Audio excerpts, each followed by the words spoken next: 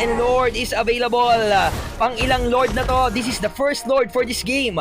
11-9 ang ating score at 2,000 ang kalamangan na meron ang pulang kupunan. Sinisimulan na ni Kuya Fredrin itong Lord na to. Habang si Zedrach naman, bumabato lang ng mga blind star shatter para kahit papaano makita niya kung nasan yung nagtatagong mga kalaban. Astral Echo nakakomit na rin, and Retribution! Nakakuha pa ni Uranus yung XP lane ng blue team. Wala siyang retry, pero siya pa ang nakakuha ng Lord na yon. Nandito na yung mga players ng red team. Nanggigigil sila dahil hindi nila nakuha yung Lord na yon. Pero mukhang sila ang magkakamali dahil dalawang players ang nawala for the side ng red team. Double kill para dito kay King Mark. Yung kanyang Bruno, medyo nararamdaman na yung damage ng kanilang marksman gold lane for the side ng blue team. Ang damage nito, merong mga tol, meron ng Berserker Fury, Windtalker, and Hasklo. At yung gitnang tore, second tower ang isusunod ni King Mark. Lord, marching on the bottom lane.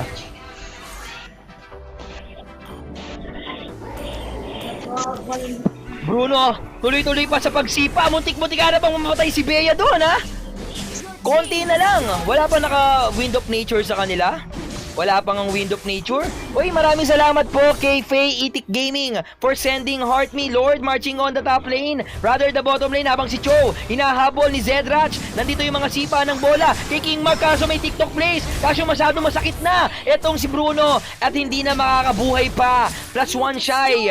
Mawawala na lang muna habang sa taas nakabasag lang ng tore. Etong si Insane para sa kanyang Uranus mga tol. All inhibitors na lang ang natitira para sa mga players ng pulang kupunan. Yung kuta nila tol, 3 tori na lang ang nakatayo. Habang sa mga players naman ng Asul, 2 second tower pa ang available. Naku po si Reggie, meron siyang tinatarget dito, Energy Eruption. At yung kanyang Appraiser Strat available pero hindi niya itutuloy. Pero dito na lang daw, kay Zedrach, binagsaka ng Appraiser Strat at hindi na nabuhay pa. Hihirit pa yata pero makunachi talaga tong si Uranus, tol. Tingnan nyo naman yung ginagawa ng Uranus, no? Pag ganyan talagang naunahan kayo ng Uranus sa pag-item, lamang talaga yan early to mid game. Pag hindi yan na-feed, early to mid game, ang kunat niyan. Iintayin nyo pa yung late game talaga para mapabagsak tong Uranus na to. Tingnan natin ang gagawin ni Insane. Nandun yung Higo para dito kay Tigreal, pero mag-out na lang muna. Dahil nakasprint, etong si Insane kaya malakas loob. Solid bro, sabi ni Zay. Maraming salamat sa mga viewers natin sa comment section. Hello sa 98 million viewers worldwide. May dive na gagawin doon si Yen. Pero si Uranus, makakapag-stack nga lang ba? Naku po si Kuya Morigi, medyo 1-4 HP na. Nandun yung implosion with the flicker. Kaso may backup nga ba? Babagsakan ng Appraiser Slot. Mabubuhay pero hindi. Dahil makakasurvive pa. At si Reggie pa nga ang napahamak sa engagement na yon. Sila yung nag-initiate pero ang problema, walang follow-up, no? Hindi naging mabilis yung responde ng mga players ng red team kaya naman hindi na maximize yung implosion mula doon kay Kuya Mutigril. Habang sa baba naman, gumagawa ng pangarap etong si Cho mga tol. Gumagawa siya ng oras dito, bumibili ng oras para kahit papaano siya yung pansinin ng mga players dito ng blue team para hindi sila mag-focus sa pag-push. 'Di ba? Eto si Cho. Alright, nagpapakita siya sa map ngayon. 92 million viewers. Magandang umaga sa inyo. Lord is available. Sinisimulan na ng mga players ng blue team itong second Lord for this game. Hello sa 89 million viewers worldwide. Zedrach doing the pokes sa kanyang Star Shatter. Binabato-bato lang niya, no, kahit hindi niya alam kung nasan yung kalaban. Malaking bagay na yon para makita nila kung saan pwedeng manggaling yung entry points na pwedeng pagsimulan ng mga players ng red team. Ganyan yung ginagawa ng Novaria, no? Vision Gaming. Vision with the mission para dito kay Zedrach. Lord, magmamarcha sa bandang baba ng ating mapa mga eyeball. Ayan, kita nyo naman sinusuyod ni Izumi, brother ni kuya mo Zedrach, lahat ng mga damo doon sa ating Land of Dawn na malapit para dito sa ating red team. Kalahati na yung HP bar.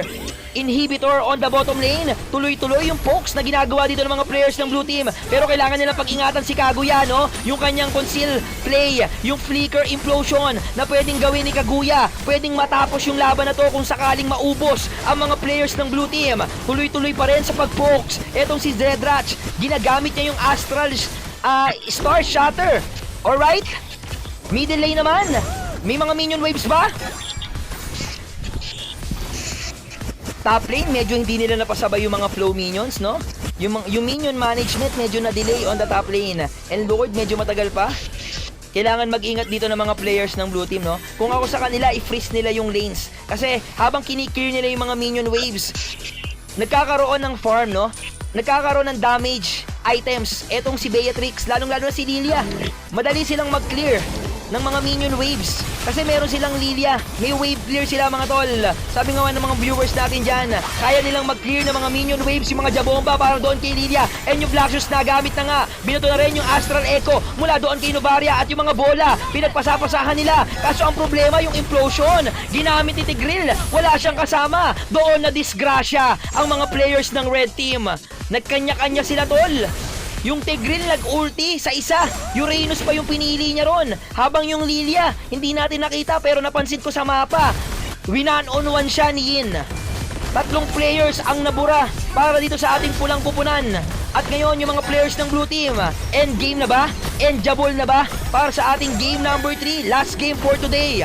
109 million viewers, King Mark doing the free hits. Yung kanyang mecha legs and volley shots. 10 stacks ang kate ng critical damage na meron si King Mark, pero si Shy pinasok sa loob ng dome, pinagkakaltukan, pinagsisipa, nandoon yung Way of the Dragon, makikipag 1v1 pero monster kill na para dito kay Gwen. Yung Appraiser Strat hindi na may kakasapa, and double kill para doon kay Novaria. Tuloy-tuloy yung flow ng mga minion waves habang si Bruno walang pakialam sa torre dahil yung mga minions malayo at hindi nakapasok. Pero o yun na, ito na yata yung endgame dahil si Lilia na lang. Wala na siyang kasama. Tinatry niyang dumipensa yung kanyang mga Jabomba and double kill para dito kay Bruno. Game number 3 secured by the members of Blue Team.